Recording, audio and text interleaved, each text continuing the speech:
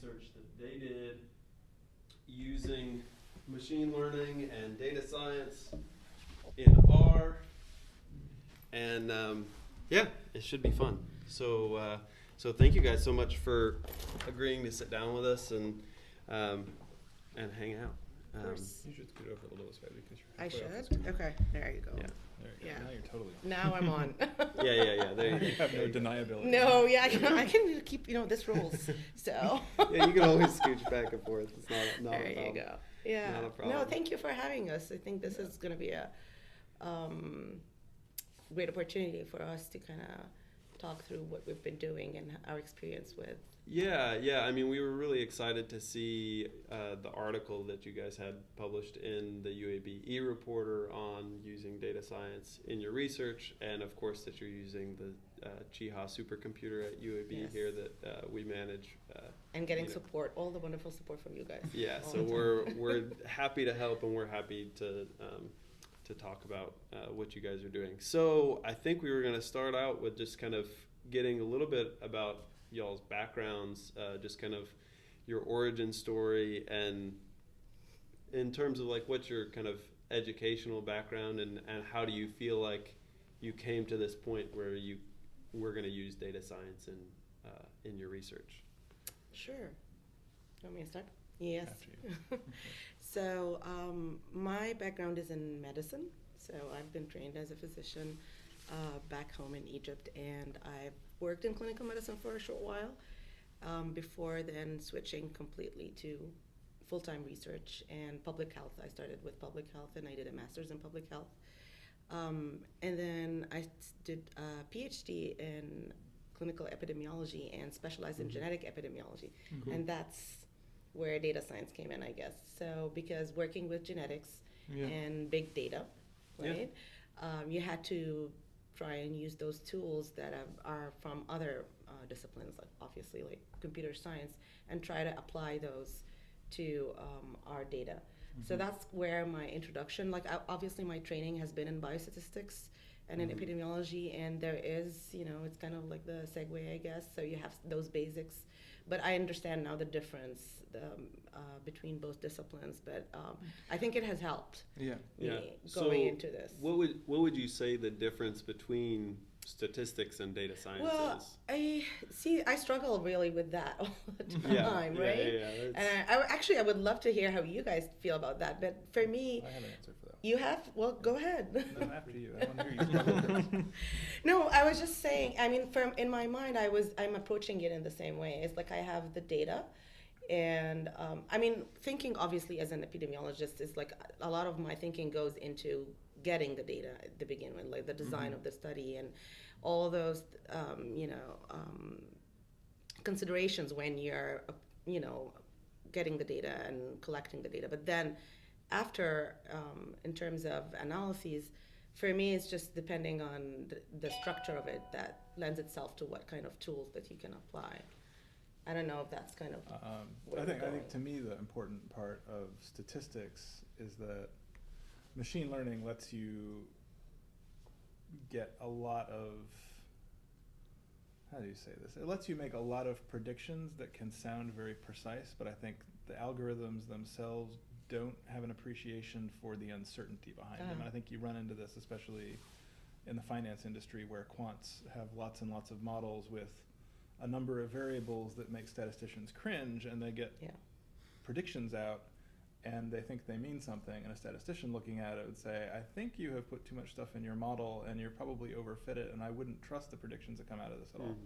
So we're more conservative as statisticians? Yeah, I think the statistical aspect is really paying much more attention to how much uncertainty is left over and not trusting the models so much. And the error component. Yes. We pay attention to that. Yes. Yeah. No, I mean, I think that makes sense, and I think, definitely modern machine learning things. I think overfitting is one of the big issues, and building models with as much robustness and care as you would for statistical models is important, and not something that everybody does. Yeah, I mean, regarding the relation between statistics and machine learning, in the process of doing these videos, we have found that a lot of the algorithms that you have in supervised learning, they're very similar to statistical models that you might have. Yeah, Mhm. yeah. I mean, the first machine learning algorithm you would learn if you took a machine learning course here in either computer science or electrical engineering would be linear regression, There which you is go. really just a statistical Mhm. thing. But I think when you're letting, I think you said right before we started, letting the data speak for itself, that's where maybe it starts to push more into the machine learning. It's easier as humans to say, my computer learned something than it is to say stochastic gradient descent. Yes. I think we also not putting so much weight to those when you are using machine learning techniques is Yeah, another thing. it's kind of funny when I think about the archetype of machine learning, I think about classification and regression trees.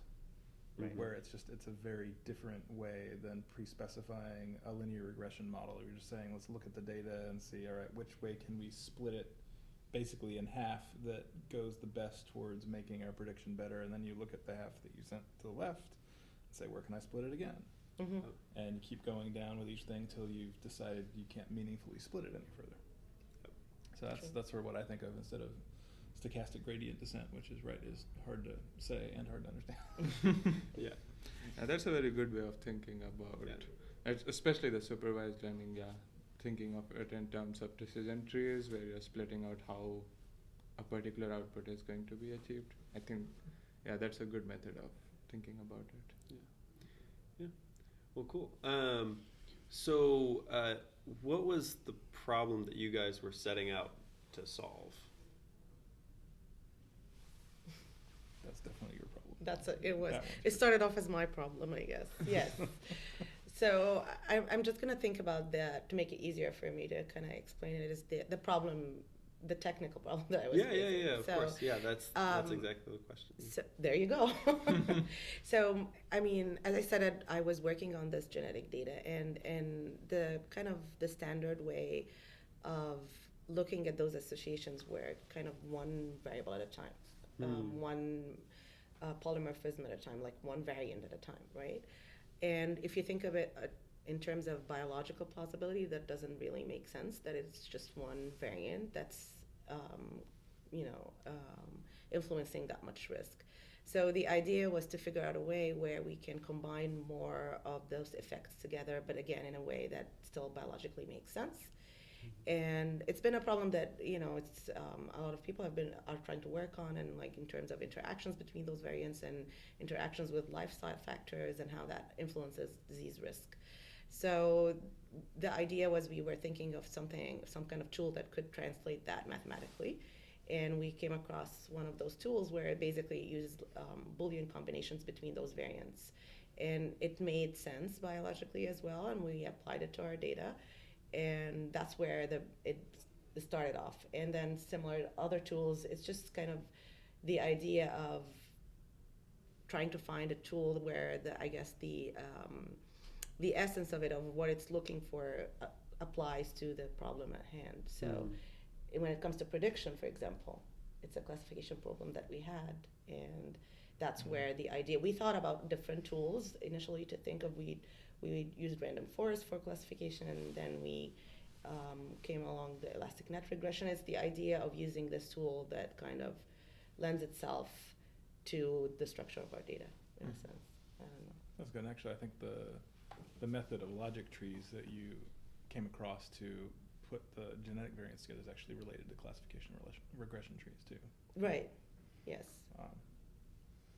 So we did that, and then I think the first time we did it, we did a more standard predictive model based on all the genetic variants, and the reviewers were I think justifiably concerned that we had been too simplistic about it. So that led us down the road of, well, we know we don't want to overfit the data. We also know that we don't want to do like what people have done for years, that I think they do it because it's easy to explain. They like to do something called stepwise regression selection.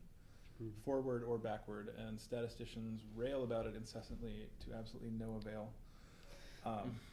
So I think the first time going through it, because the prediction wasn't really a main part of this research, we just Right. sort of did it that way and let it fly, and the reviewers said, no, we don't like that at all. So we thought, well, what can we do that's a little more robust? And we settled on something called elastic net regression, where you give it a pool of variables that you think are interesting for the model, and it fits regression models, and it uses two sort of simultaneous ways to optimize the models by Penalizing. shrinking, the model. it penalizes them for complexity in a way that both drops some covariates entirely and also shrinks the coefficients for the other ones, so that you resist this overfitting and wind yeah. up with a much more robust predictive model.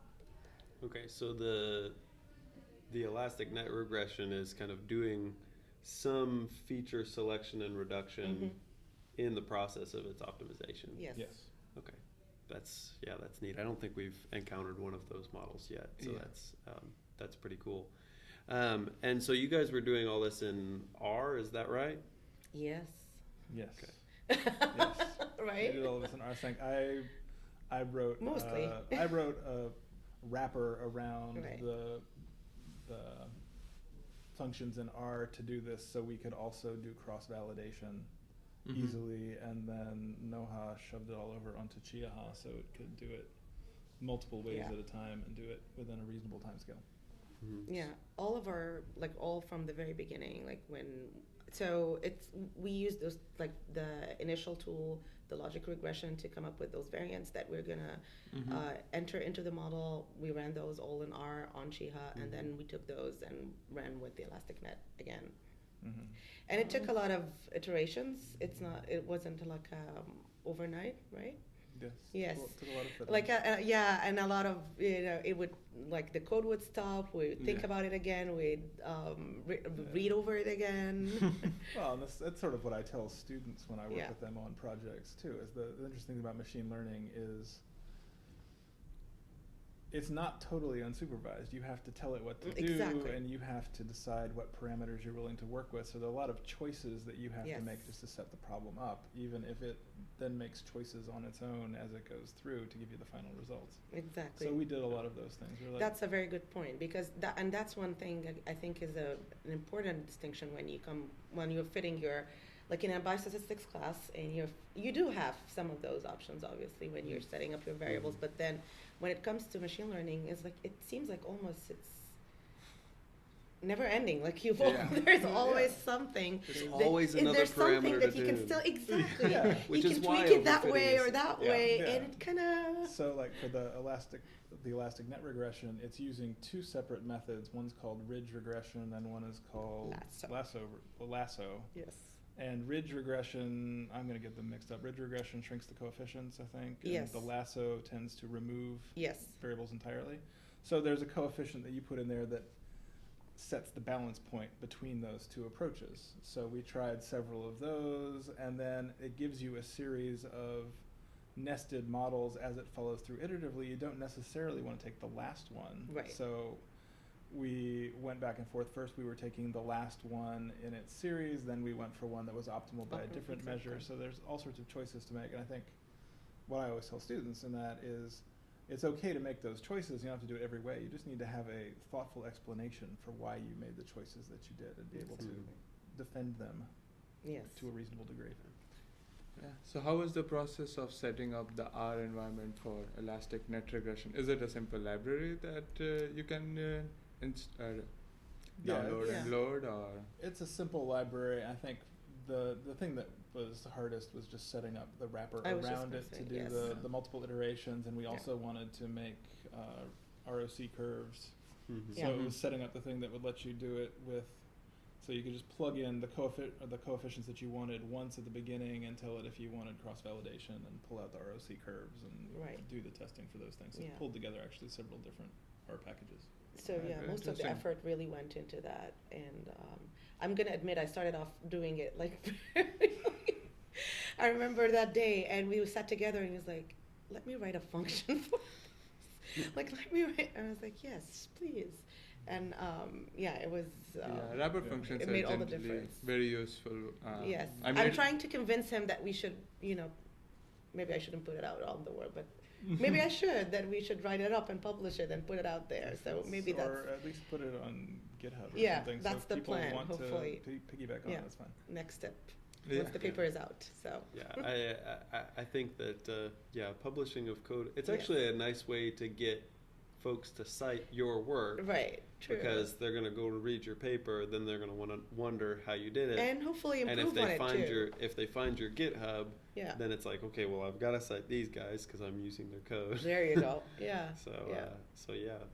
I think Yeah. that makes sense. Yeah. Yeah, I mean, wrappers are generally a lot of cost upfront in actually developing them and something, but later on they make your process super Yeah, I simple. mean, so I've written a fair number of those over the years, which is I find if I'm doing the same thing 10 times, it's Right. probably it's worth better it. right to have a to- wrapper. Yes. Like I wrote a program years ago that I keep refining just to make tables of things because I Oh, got yeah. really tired of like copying and pasting everything to do Yeah. tables and copying and pasting the p-values. And I mean, there is a saying that the best programmer is the laziest programmer who doesn't want to do the same thing Yeah. over and over again. That Yeah, is the guy true. who invented Fortran said he did it because he was lazy. Yeah. There. There you go. There you go. I Worked don't out. think I've heard that. Yeah, that's funny. That's funny. Cool. All right. So if you had to start back at the beginning of this project and you had a time machine where you could go back and tell yourself something before you had to start, what would you tell yourself? Which part of it though? Tell myself something? Yeah. So if you Mhm. could go back and tell yourself something before you started on all this analysis with R, or if it's earlier than that, if you feel like there's something that would have been more useful before you even started school, You could say, "Don't whatever. If start you it could, till the genomics become cheaper. Yeah. Yeah, that's a valid point because otherwise, why are we doing all of this? I don't know. I was just like prepare myself more to kind of the roadblocks and frustrations Yeah. and just, have a more of a thicker skin, I guess. Yeah. And just, because there's quite a lot, even like when the simplest thing, when you're right with your screen and you're trying to figure your code and Ravi had got some of my emails where like, this is not working. Yeah. Like, I don't know why. So, and it's just, you feel like this is not, I don't know if I can figure this out. And it's just, I think what it is just to give yourself the time to also think thoughtfully about what the choices that you're making too. It's just not see a result, get excited about it and just run with it and not give it much thought. This is, I think, a problem that we have to be careful with. Because, someone will come and look at it very carefully and you would need to explain and defend all those steps. and you may want to do it again. And I've found that's in some another of the thing. models We've that I've done run, this, yes. I've run it once, Yes. and then without committing my code, I'm running it again, and then going back and trying to reproduce some result, and I forgot what parameters Yes. I used, and Yeah. That's the other thing. That's the other thing I like yeah. about having the wrapper is you don't have to like cut and paste. I don't wind up changing parameters somewhere that's hard to save, so I can just make multiple copies of the call for the wrapper and change the parameters in there, and then I don't have to scroll through so much code to find what I did the last time. Yeah. Were you guys using version control in your project at all? Version control system like Git or something? I don't Question think so. for you. Were you doing that? No. I think you like to I just was. mess with the code. Oh, you mean like version like? Yeah, like Git or some subversion or something. It's basically just so that you have my one. version control of the code is pretty sloppy. I'm just changing the date every time I Yeah. make a new version. I just felt it like it's gonna sound very Oh no, I mean that's basic, but it's not that Yeah. fancy, really. It's okay. Of course, being in research Yeah. computing, we manage the data systems, and so folks will every now and then come and say, I typed, rm-rf, and I deleted my whole data folder, and it's like, Sorry. Yeah. Oh. No. So we always try to encourage folks to use Git, Okay. but certainly at the very least, like what you're doing of like changing the date Yeah. and then adding on is a form of version control. Yeah, and that's kind of essentially as what much as we get as far as that's we go. essentially what something like Yeah. Git is doing. My personal sloppy method I use a lot of times is just anytime I'm changing a line, rather than changing the line, I copy, paste, comment the old version of the line. And Yeah, then I would do that Yeah. sometimes as well. I do that sometimes too Yeah. if I don't want to forget that I tried this before. And it Yeah, didn't so work. we don't go Yeah. back in a month and, oh, I have this idea. Yeah, yeah. Which you've, yeah. Yeah, I would say about most of this, I don't think there's any advice I would give myself that I would actually take. Yeah. Because I Yeah. think it really is, it's a learning process, and you get something out of going down those blind alleys. It helps you understand the Right. data more, because you really learn the limitations of the data that you didn't think about until you tried to do something the data wouldn't support. True. Yeah, Yeah. yeah. You know So- what I stopped doing? I stopped putting final, the word final, because Yeah, that's a good thing to do. Yeah. because yeah, That's it's a really never interesting. Yeah, because I would point. sometimes think, okay, we got it, it's done, it's Yeah. you know, Yeah. let's call this final. I really like the title semifinal. So It's kind of optimistic, but That's not true. fatalistic. yeah, there you Yeah, go. So yeah. from now on, yeah, no, I definitely, because it's now final, and a date. So Yes, yes. It was the last time I touched it on that date. yes, exactly. There you go. Yeah. Yeah. No, that's funny. That's funny.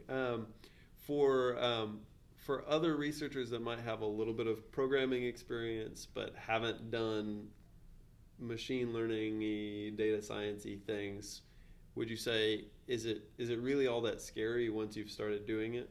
No. No, No. it isn't any harder to do classification regression trees or support vector machines or boosting algorithms than it is to learn how to run a regression model in R anyway. Yeah. It's just Yeah. you got to know what you're doing and know which parameters to put in, but Exactly. it really isn't more complicated. Yeah, I think that's really what it is. It's just like people would give much weight to the technical part of it, when really the whole thing lies in what, deciding what tool you're going to using, what's your rationale for using it, what is suitable for your data, what's answering your question. It's like these are the hard questions, and I think most of researchers who are these are the ones that they struggle with the most. And once you kind of have a way or a plan for that, then the technical part of it is you really learn it. Yeah. And there's always support, and as we've learned today, even like the experts would use like we have like seriously, like I think it's I don't know how it was before, but for us now the internet is right there, and everything is open source, and you have, and that's what I keep reminding myself, like every problem or error I get or something that's like now I'm not sure, if I Google it, the chances are someone else ran into that same Yeah, you're problem. not on your own. Yeah. And they have laid it out, and Yeah, even if exactly. it's not exactly my thing, like I get something out of it that helps me, and I just I figure it out eventually. Yeah, it makes me feel very boring that I hardly ever have any new problems that no one else has had. Well, that's why Not I'm that, here. and another- I keep, it's like every time I was like, hi. No, but it was a wonderful partnership so far, really. Okay. I've enjoyed it. Like I've learned a lot, and I can say that I've showed you one thing. What was You it? showed me more than one thing. Okay. We'll talk Well, about for that one thing, later. you showed me logic trees, which I'd never heard of. Yes, And you yes. also showed me some tricks in RStudio. Yes, that make that's it a what. lot What was easier to it? work The with. last trick. What was it? I think it was you were making. Oh, I'm things making it collapse. disappear. Yeah, like it does in SAS. And I really don't like SAS, but I do like that feature of Yes. the SAS environment. Yeah, there you go. And it just hadn't occurred to me that RStudio did that. Yeah. Cool. I'm really looking forward to you seeing original questions from you guys on Stack Overflow Yes. that nobody Yeah. has had before. That's what I'm saying. Like, it's really hard to find errors that other people haven't had and already written about. Right. So interestingly enough, Like, same I've here. got to be stumped enough Yeah. to overcome the laziness hurdle. If I really need to find this out and haven't figured it out on my own, It's then actually find write a something that no one question. else has written about. Yes. Yes. Yeah, I think the most commented comment on Stack Overflow is this is a duplicate issue. Yeah. Yeah. Don't doubt it. Yeah. Yeah. You had a paper that you wanted to Right. at least reference. So let me pop that up on the screen, and you can tell us about it, and we'll here we go. Yeah, well, so I thought that our conversation will get there, but it's going into the point where we were talking about how did we come into using machine learning tools and the applications. So we do cancer research, and one of this paper just came out a few months ago. Basically, what it is, it used a machine learning tool in order to characterize the AI applications in cancer research over like a 30-year period almost, or 20-year period. So, and what it found is that machine learning was actually over on the top, like one of the most, even in recent years, the most common application in cancer research. So I just wanted to say it's almost kind of like the future, and it's what everyone in different disciplines is where the future is in using and applying those tools to our research. So yeah, that's cool. Well, we'll definitely put a link to this paper in the video as well, so other folks can look it up. Sure. Because that's really helpful. Let's see, I'm gonna make sure I click on the right thing here. So yeah, I think we're about out of time. I don't want to keep you guys too much longer. You guys have a paper that is under review currently? Yes. Right? Okay. Well, when you get it, the final version, send us the link and we'll make sure to send it out to folks. Is there like a Twitter or LinkedIn or Instagram or blog that you want people to read? Yeah, I thought, well, it's a work in progress. The use of social media for as a professional profile, for me, it's a work in progress. I don't know about you. I do have a Twitter account that really needs to be updated, I guess. I avoid these things. You do? Yes. Okay. Well, I guess this could be another discussion, like the use of social media in academia, because I've had those discussions with other fellow colleagues, and there's different views. But I'm a proponent of it. Actually, I think it's a good idea. Yeah, I mean, I have one colleague who gets into interesting scientific discussions about new papers over Twitter. Right. Yeah. So. There. Yeah, and I think it's in some ways the future of where a lot of things are headed. Just kind of a big water cooler in the cloud that everybody kind of gathers around to talk about things. I think that's the most useful model for me about social media. Is it's kind of an awkward water cooler conversation, and you just kind of sidle up and hear something you're interested about, and you chime in. So, it's not a bad way to think about it. So that's I really haven't used like Twitter especially until I heard somebody give that analogy, and I was like, oh, okay, I can do that. Yeah. So yeah, well, you'll have to send me your link to your Twitter, and I guess I have to now that I've mentioned it. Yes. So I have an account that I haven't worked on. I think I haven't done anything on my Twitter account for the last 5 years. Yeah, me too. I don't think I've opened it for the last 5 years. Well, there you go. Is there anything else that you guys want to talk about or mention? No, I think I really enjoyed this so much, and I think this is a wonderful, I really enjoyed this conversation so much, and hopefully people watching too. And I really appreciate you guys and like your support to us. It's wonderful. Yeah, well, thank you guys so much for coming and hanging out with us. And we wouldn't be able to do what we do without researchers doing what you guys are doing. And data science is fun and it's not scary, right? Yes. That's even for us. That's the overall point. Yeah, that's a good lesson to send for there the you start. go. Our data science is fun. Fun and not scary. Yes. All right. Well, with that, I'm gonna